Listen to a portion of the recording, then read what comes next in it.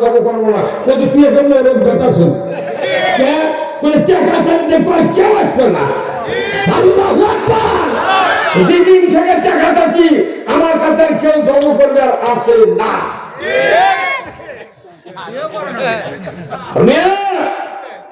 আজকে পৃথিবীর আমি দেখতেছি 47 বছর মসজিদের বয়স, আমি সমাজের রন্ধে রন্ধে ঘুরে বেড়াচ্ছি। ন্যায় কথা বললে, সৎ কথা বললে মানুষের চোখের বালু হওয়া লাগে, আর তালবাজি তেলবাজি করলে লোকই একটা বাড়ি। আমার নিয়মের যুগ কত হজরত, আমার নিয়মের যুগ বলছে হজরত, কোন প্রতিবাদ নেই।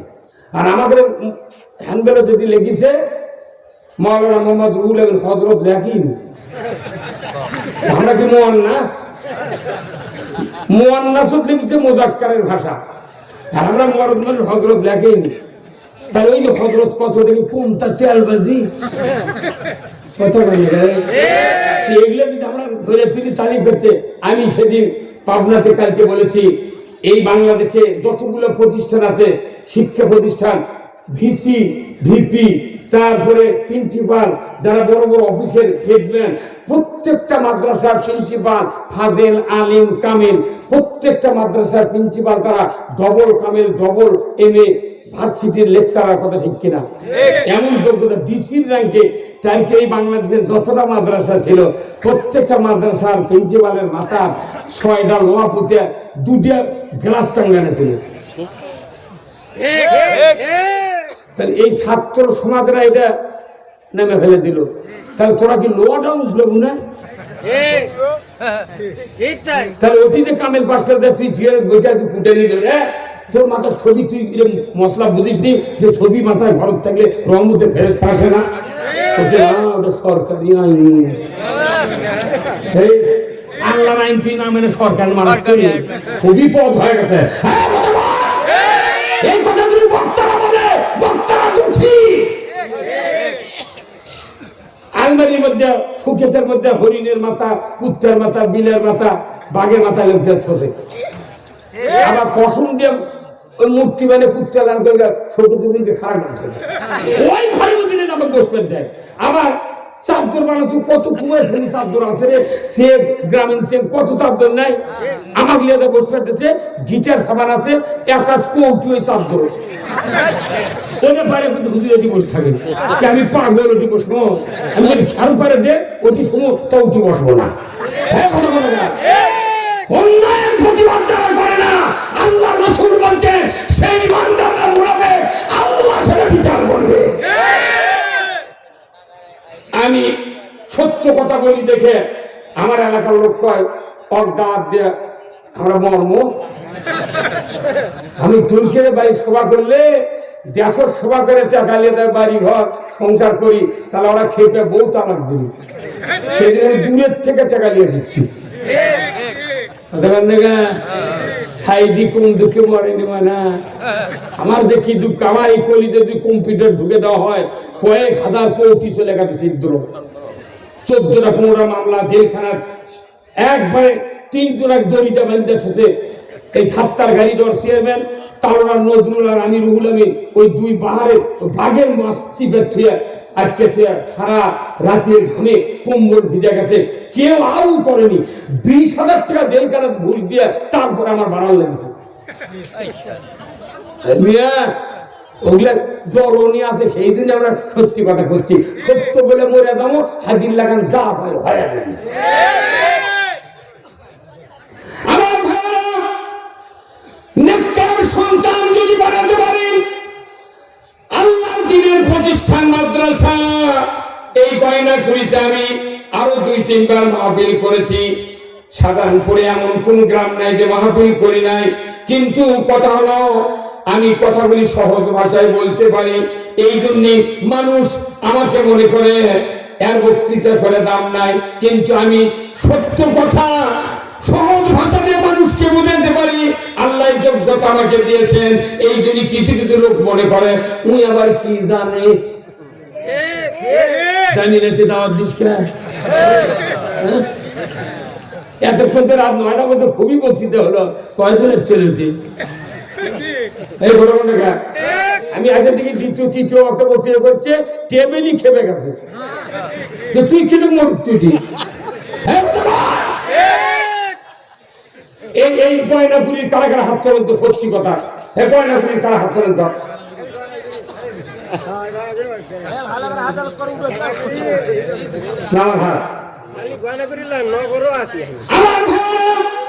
আজকে সত্য কথা বলবো, মাদ্রাসার উপরে শুনতে রাজি আছেন?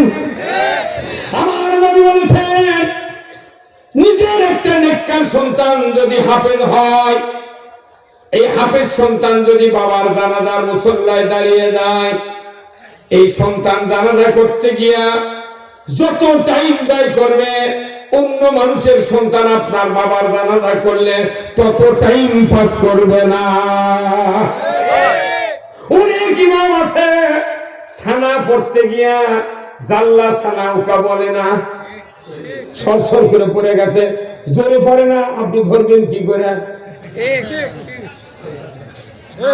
নিজের সন্তান জানাজার মুসল্লায় দাঁড়িয়ে যখন পশ্চিম দিক হয়ে নিয়ত বলবে, এরপরে তখন তাকবীরে তাহরিমা বাজবে, আল্লাহু আকবার, নিজের সন্তান সানা শুরু করবে, সুবহানাকা আল্লাহুম্মা, বলার সাথে সাথে কলিজার ভেতরে ধাক্কা লাগবে, এই তো আমার মা, এই তো আমার বাবা, যে মায়ের পায়ের তলে জান্নাত, আল জান্নাতু তাহতা আকদামিনা উম্মাহাতিকুম, আর যে বাবার চেহারার দিকে সন্তান নেক নজরে তাকাবে, আল্লাহ রাসূল বলেছেন প্রতি নজরে নজরে হাজ্জাতাম মাবরুর। 6 লক্ষ টাকা দিয়ে বাঙালি আমরা হজ করব, কিন্তু কবুল হতেও পারে নাও পারে। আমার নবী বলেছেন, তুমি যদি নেককার সন্তান তৈরি করো, ওই সন্তান তুমি যদি পিতার চেহারার দিকে হাসি খুশি মনে, টেনশন না নিয়া শান্ত দৃষ্টিতে মিষ্টি মধুর চাহনিতে যদি বাবার দিকে তাকিয়ে সালাম দাও, আমার নবী বলেছেন যদি দিনে 14 বার যদি ওই নজরে তাকায়, 14টা হজের সব আল্লাহ ওই বান্দার আমলনামায় দিয়ে দেয়।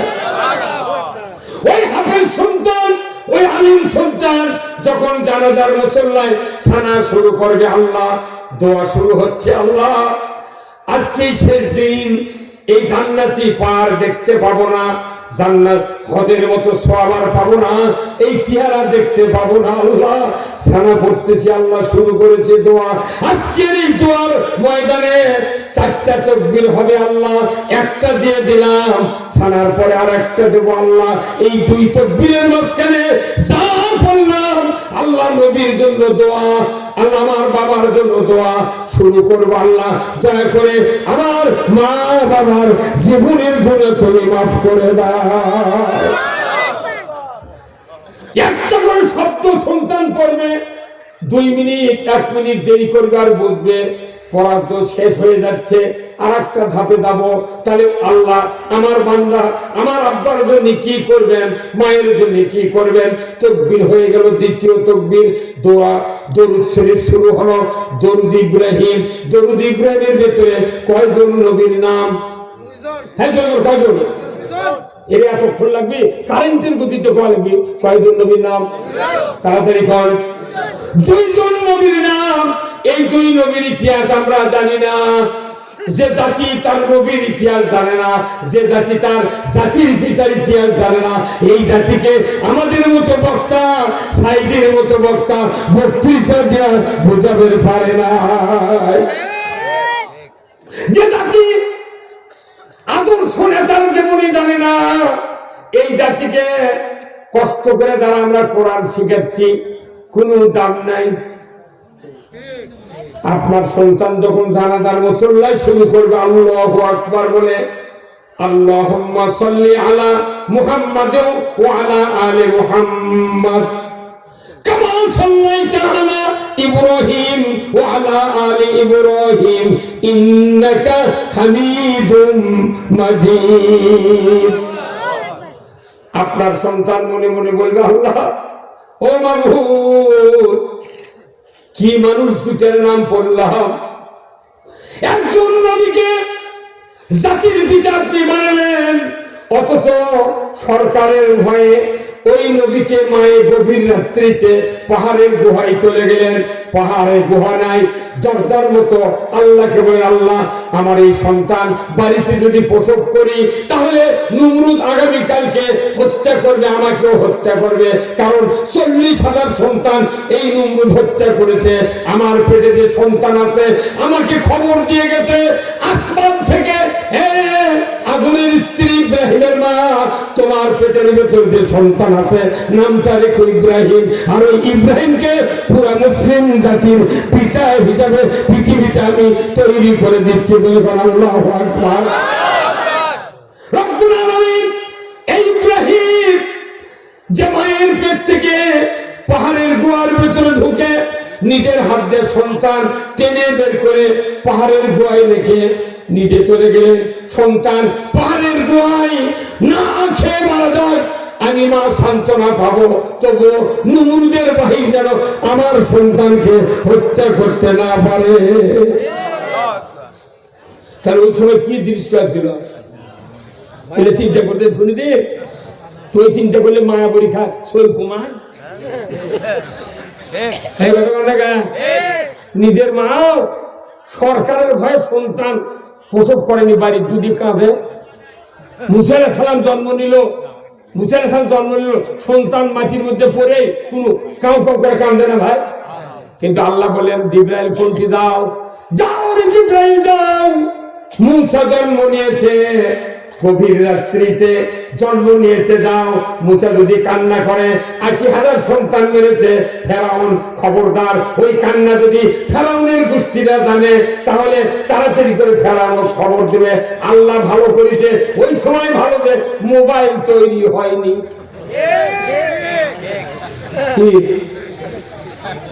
ওই সময় মোবাইল তৈরি হলে ওকে বাঁচানো গেল কথা বলে।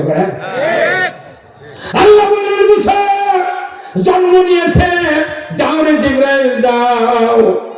তুমি মুসার কান্নাকে এমন ভাবে দমন করে দিয়ে আসবে যাতে কান্না বুকের মধ্যে হয়, প্রকাশ যাতে না হয়। বলবেন আল্লাহু আকবার। আল্লাহ বলে দিলেন ফেরাও ওই জিবরাইলকে, জিবরাইল যাও, তোমার হাতটা মুসার বুকে রাখবে, কি করার দরকার আমি করে দেব। মোবাইল যদি রিংটোন থাকে, নামাজের সময় ভাইব্রেশন করে কি করে না? ভাইব্রেশন করছে, সেজদায় চলে গেছেন, কে যেন নামাজের মধ্যে রিং দিছে, তখন মোবাইল খালি করছে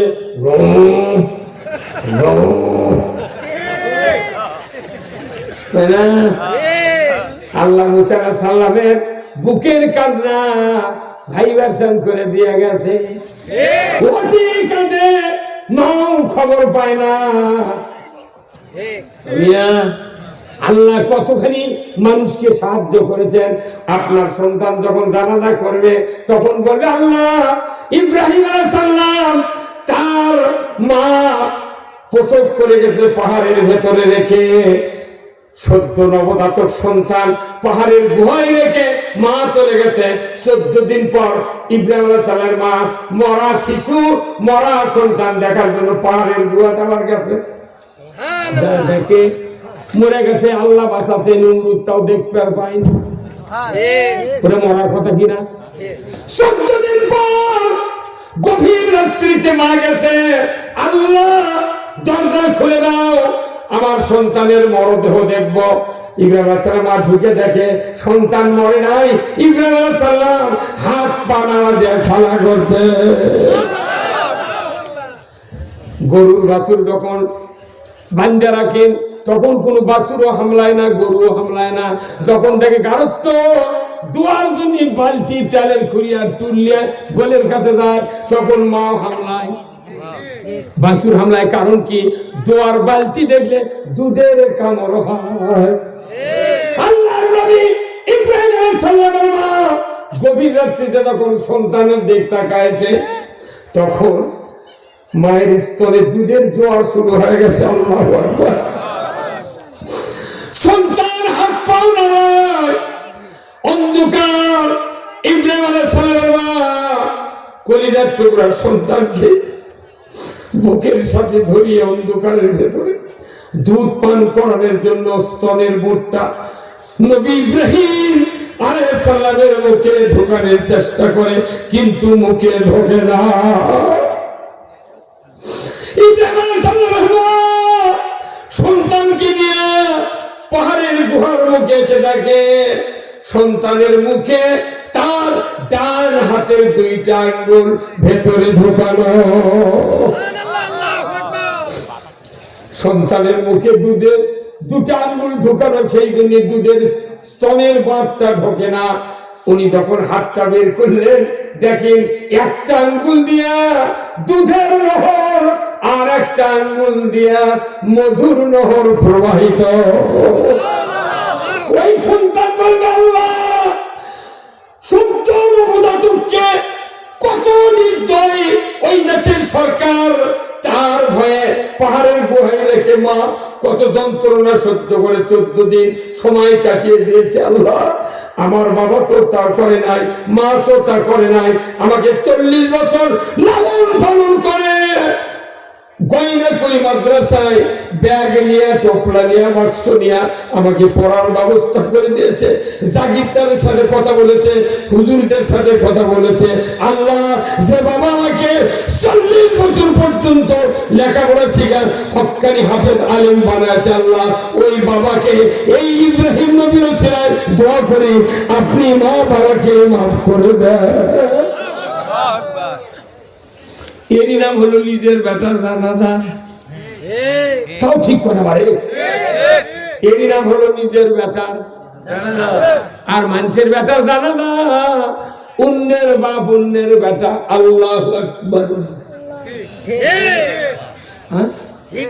এরপরে নবী আরেকজন মুহাম্মদুর রাসূলুল্লাহ সাল্লাল্লাহু আলাইহি সাল্লাম, বিশ্ব নেতা, বিশ্ব নবী, সারা পৃথিবীর নবীদের নবী, মুরসালিন, ইমামুল মুরসালিন, নবীদের ইমাম।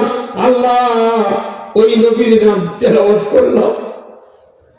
ও আল্লাহ, যে নবী মায়ের পেটে 6 মাস বয়স, বাবা মারা গেলেন, 6 বছর বয়সে বাবার কবর জিয়ারত করতে গিয়া মা দুনিয়ার থেকে বিদায় হলেন, যে দাদা 7 বছর বয়সে দুনিয়ার থেকে বিদায় হলেন এতিম অবস্থায়, আমার ওই নবীকে বাবা দেখে নাই, বাবাকেও সন্তান দেখলো না, মায়ের পুরা স্নেহ পেল না, দাদার ভালোবাসা পেল না, দুনিয়ার থেকে বিদায় হয়ে ওই কাফেরের নির্যাতন সয়ে সয়ে নিজের জন্মভূমি পরিত্যাগ করে মদিনায় গিয়া কোরআনের বিজয় করলেন। আল্লাহ আল্লাহ ওই নবীর নাম করেছে। আল্লাহ যে নবীর চেহারা দেখলে জাহান্নাম হারাম, যে নবীর উপর দরুদ পড়লে আল্লাহ আপনি খুশি হন, ওই নবীর নাম পড়তেছি। আল্লাহ এমন বিশ্ব নবীর নাম, জাতির পিতা ইব্রাহিমের নাম পড়ে আমার বাবার জন্য দোয়া করছে। আল্লাহ কিচ্ছু চাই না,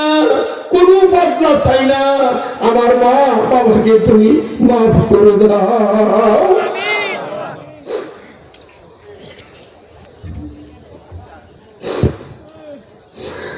ভাই আমার, পৃথিবীর মানুষ ইসলামের কথা এই জন্য বলি, কত কিত্তা শূন্যের কত বক্তব্য আছে, যেখানে যাবেন সেখানেই রাজনীতি হবে। আল্লাহ রসুলের জীবনটাই রাজনীতি, বিপ্লব, কথা ঠিক কিনা? পুরো রসুলের জীবন বিপ্লব। রসুলের একটা আদর্শ আপনি বাদ দিবেন, আপনি ইমানদার থাকবেন না। রসুলের একটা সুন্নাত বাদ দিবেন, আপনি মুমিন থাকবেন না। রসুলের আনা ইসলাম মানবেন না, আপনি কাফের মুরতাদ হয়ে মারা যাবে। দুনিয়ার কেউ যদি ইসলাম না মানত, রসুল ইসলামের জন্য বক্তৃতা দিয়া দিয়া দুনিয়ার থেকে বিদায় হয়ে যেতেন, আল্লাহর নবীর নবুয়তের কোনো ক্ষতি হতো না। একটা কথা আমি আপনাদেরকে বলতে চাই, 1500 বছর আগে সূরা আলাকের 5টা আয়াত গারে হীরা নাজিল হলো। তার 1 নম্বর আয়াত ইকরা বিসমি রাব্বিকাল্লাযী খলাক। কত বলবি, কত বক্তা, কত শিক্ষিত লোক, কত জ্ঞানী লোক বাংলাদেশে আছে। আমি জানি কোটি কোটি লোক তারা আছে, ভালো ভালো শিক্ষিত লোক। আপনি বলুন তো, শিক্ষা ডিপার্টমেন্টে যারা চাকরি করে তারাও শিক্ষিত লোক, শিক্ষামন্ত্রী হয়, তাই তো জ্ঞানী লোক। কিন্তু দেখেন তো আল্লাহ তাআলার কোরআনে কতগুলি বক্তব্য আছে, নামাজ, কালাম, হজ, যাকাত, উমরা, দান, খয়রাত, মসজিদ, মাদ্রাসা, কল্যাণ কাজ, ফরজ, ওয়াজিব, নফল, কত রোজা, কত নফল, কত কুরবানির বক্তব্য আছে। কিন্তু কোন বক্তব্য আল্লাহ প্রথমেই নবীকে জানায় দিলেন না। নবীকে জানায় দিলেন ইকরা বিসমি রাব্বিকাল্লাযী খলাক, পড়ো মুহাম্মদ সৃষ্টিকর্তা রবের নামে। কারণ প্রথম আয়াতটাই হলো আল্লাহ তাআলা নাযিল করেছেন শিক্ষা ডিপার্টমেন্টের আয়াত। জোরে কন্না মারহাবা।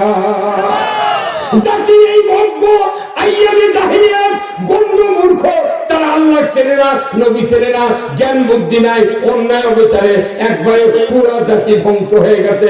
এই জাতিকে সচেতন বানাতে গেলে কোরআন পড়া ছাড়া অন্য কোনো রাস্তায় জ্ঞানী বানানো যাবে না।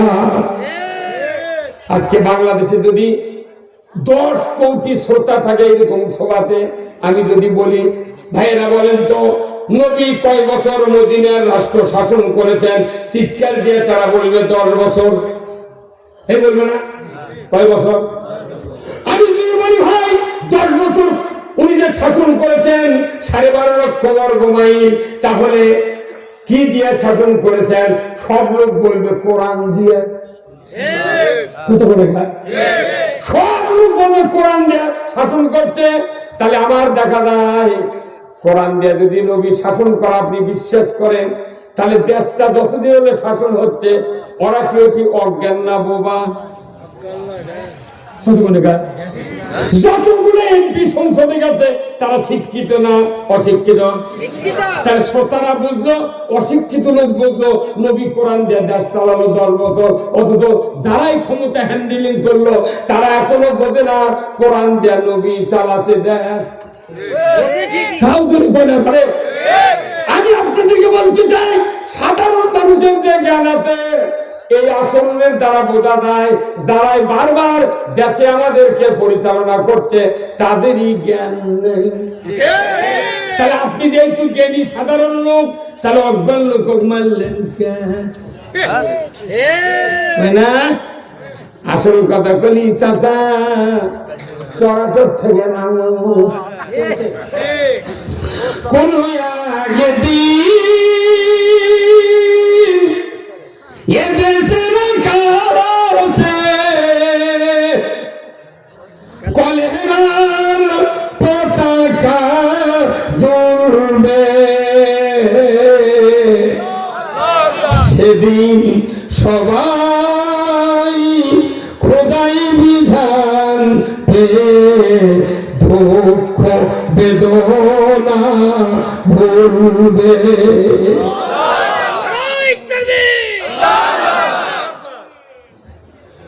ভাইরা আমার, এই পৃথিবীকে শান্তি যদি ভরায় দিতে চান, নিজের সন্তানকে আপনি জানাজার ইমাম বানান। কতদিন এই বক্তৃতা করা লাগবে? কয়টা মেম্বারের বেটা মুরব্বি আছে, কয়টা চেয়ারম্যানের বেটা মুরব্বি আছে, কয়টা কমিশনের বেটা মুরব্বি আছে, কয়টা উপজেলা চেয়ারম্যানের বেটা মুরব্বি আছে, কয়টা মেয়রের বেটা মুরব্বি আছে, কয়টা এমপির বেটা মুরব্বি আছে, কয়টা প্রধানমন্ত্রীর বেটা ইমাম মুরব্বি আছে না? দেখান। মুরব্বি হতে গরিবের বেটা, সেই জন্যই আমরা কথা বলে কুত্তাও কথা শুনে না। যদি বড় বড় নেতার বেটারা মৌলবি হতো তাহলে বলতো মৌলবীকে বেতন ধরাও তাড়াতাড়ি। না, এই যে বিনে পয়সায় ডক্টর শহীদুল্লাহর বই আমি পড়ছি, আমার আব্বার কাছে বহু বই ছিল, এখনো আছে। ওই বই পড়েছি যে যারা 2 ঘন্টা চিল্লা পাল্লা করে এরা মরণের দিকে বডিকে নিয়ে যাচ্ছে। আল্লাহর সাহায্য আছে দেখে বক্তারা বাঁচে। উনি বলেছেন যে দৈনন্দিন যত মানুষ পরিশ্রম করে, এই পরিশ্রমের ফলে সাধারণ মানুষ যে খাদ্য খায় ওটা দিয়ে রাত্রে ঘুমের মাধ্যমে তার শরীরের ক্ষয় পূরণ হয়। কিন্তু যারা 2 ঘন্টা 3 ঘন্টা 2.5 ঘন্টা চিল্লা পাল্লা করে, কোন খাদ্যে এদের ঘাটতি পূরণ হয় না। আমরা মনে করবেন না দেখে টাকার লোভে বক্তৃতা করি, টাকার লোভে বক্তৃতা করলে লোলেনি কিচ্ছা করে চলে গেল। মানে তো ফিচার শার্ট খামো খেলা পাগল। আমার বাপের 7টা বেটা, আমরা 7 জনই মাদ্রাসা পড়াছে। আমার বাপক কত বলছেন এলে মোট মাদ্রাসা দিয়ে আপনি কি করবেন, ইনকাম করে খাবার পারবি, এরপর চুক্তি কামত লাগে দেন, তখন 20 টাকা বিঘা উঠলি নাইলে দিয়ে ঘাস উঠলে যা থাকলো ওটা আবার নিয়ে যাচ্ছে 20 টাকা বিঘে। আমার গায়ের মাছ কত, আপনি চুক্তি দরদ লাগে দেন, 7টা বেটা ডেলি 3 বিঘা করে জমি নিলে আপনি 15 দিনে 1 বিঘা জমি কিনবেন, তখন 600 টাকা বিঘা ভেউ কেনা। আমি 5,000 টাকা বিঘা ভেউ কিনেছি, তাহলে ওই সময় 7টা ভাই যদি ভেউ নিলেন উনি কত টাকা হলো উনি। আমার বাপ কাছে, বাবা আমার ব্যথা করে লেখাপড়া শিখে মরে যায়, কাম করে খায়, তুলকে ভাই পরে খাবি। এখন ওরকের ভেউ কিনে নিচ্ছি। আল্লাহ বলছি 100 বিঘা জমি আমার জমি। শীত শুরুর থেকে যাই বাড়ি যাইছে গরিব মানুষ খালি একটা করে চাকদর নিয়ে যা। আর 3 জন আগ দিছি, খালি টাকা নিয়ে যাবো, মাংস দিয়ে দেবো, হাটক গেলে 3000 মারে নি। গরিব মানুষ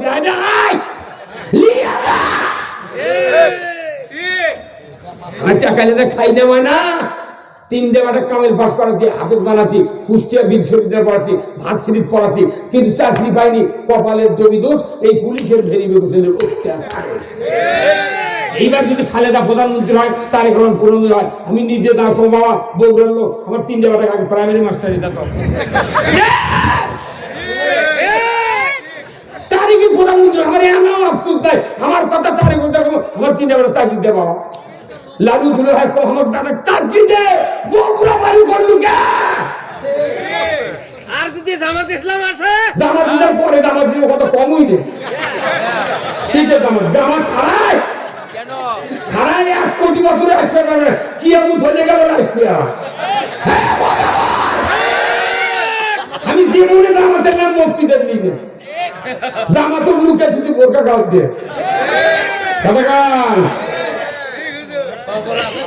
আমার ভাইরা, আমি কথা বলছিলাম, আপনাদের চোখের পানি বাড়াচ্ছে, কারণ আমি দেখেছি আল্লাহ রসুলের এই কথাগুলা, ইব্রাহিম আলাইহিস সালামের এই কথাগুলো আপনার ছেলে যখন জানাজাত বলবে, মাঝখানে দরুদের সময় আল্লাহ আরশ আজিম থেকে বুঝতে পারবে যে আমার রসুল বলেছেন আওলাদুন সলে ইয়াদুলাহু, যে সন্তান নেককার তার চোখের পানি আর সহ্য হয় না।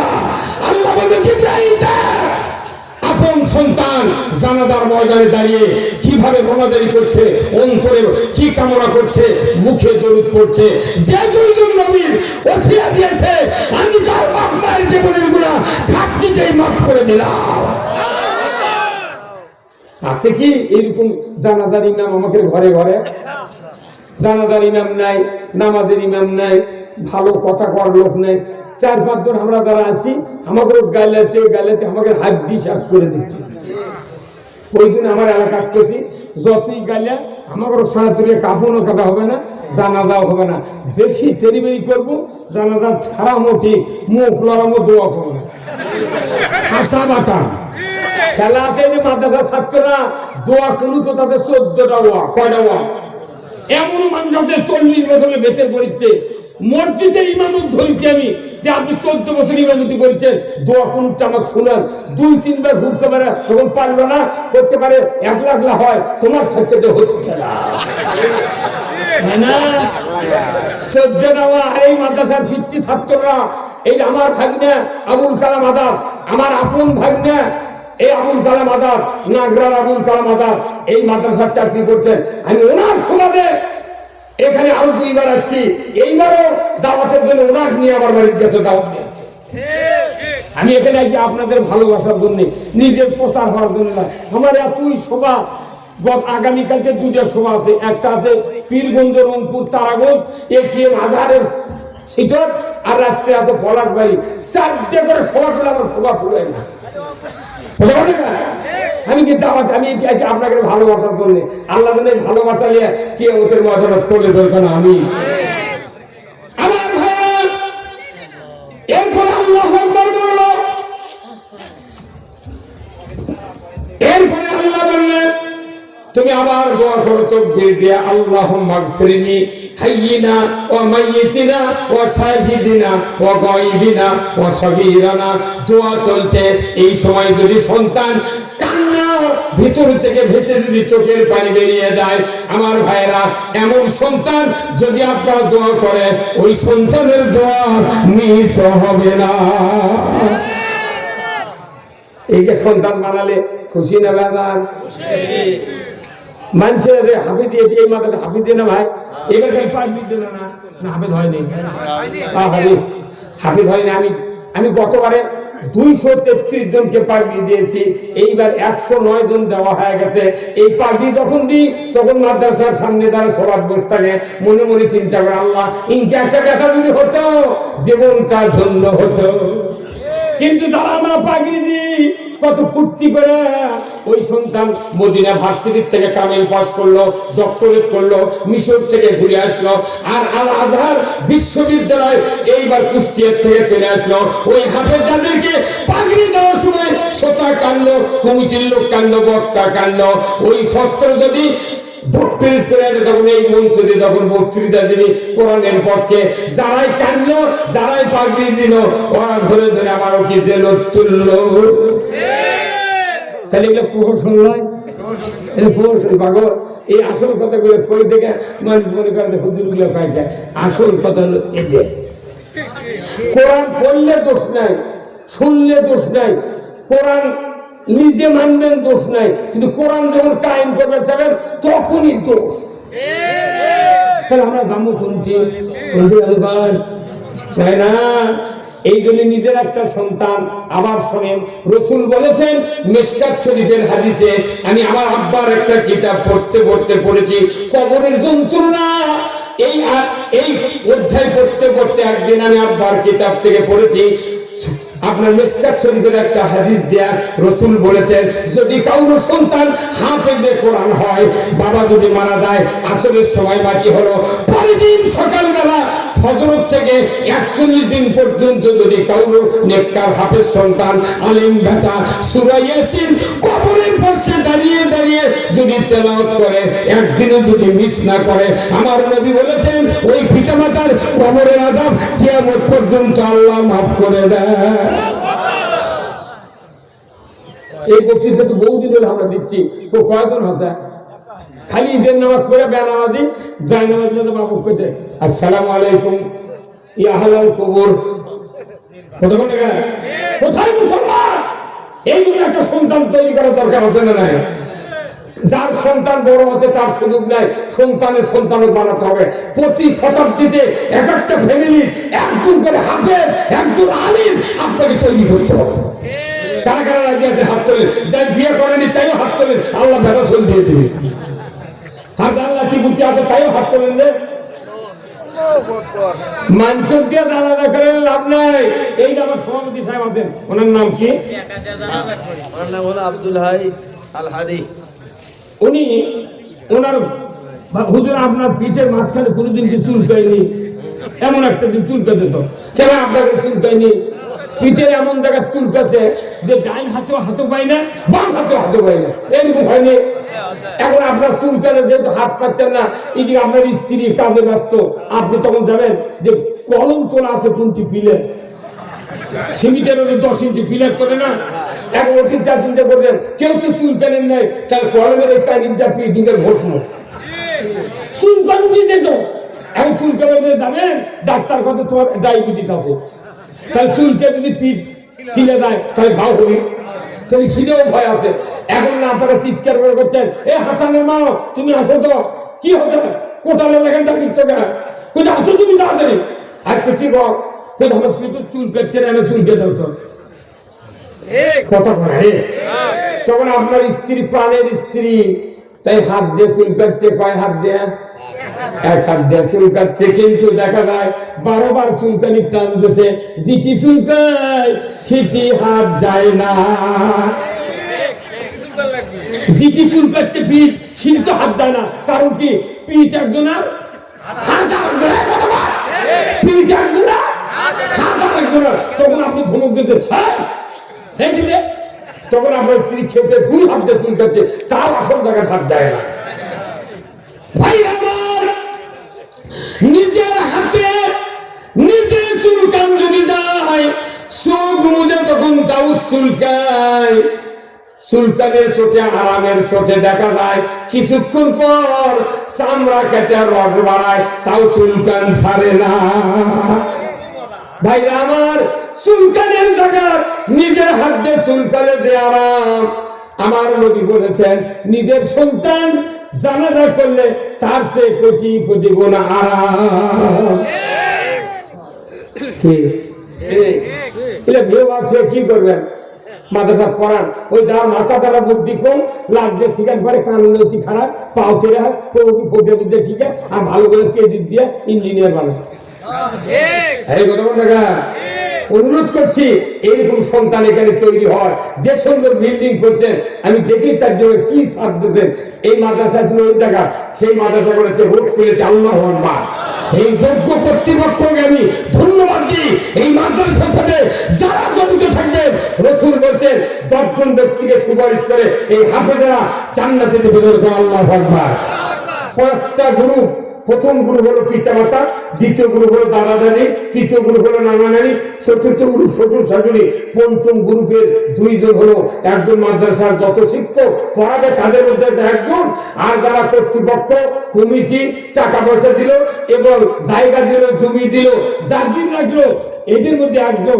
কিয়ামত পর্যন্ত যত লক্ষ হাফেজ বাড়াবি তাদের প্রত্যেককে সে যদি হালালকে হালাল জানে, হারামকে হারাম জানে, 10 জন মানুষ সুপারিশ করবে। এই 10 জন করে দিতে দিতে বাংলাদেশে প্রায়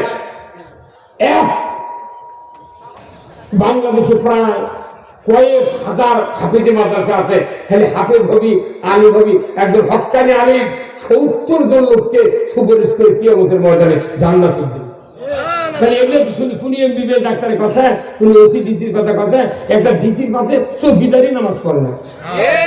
আবার ওই ডিসির বিয়ে করাছে মসজিদের ইমাম, যে ইমাম ডিসির বাপের বিয়ে করাছে, ওই ডিসি জন্ম নিয়ে 1.5 লাখ টাকা বেতন পাচ্ছে, আর যাই ইমামতি করছে ওই এখন বেতন পাচ্ছে 500।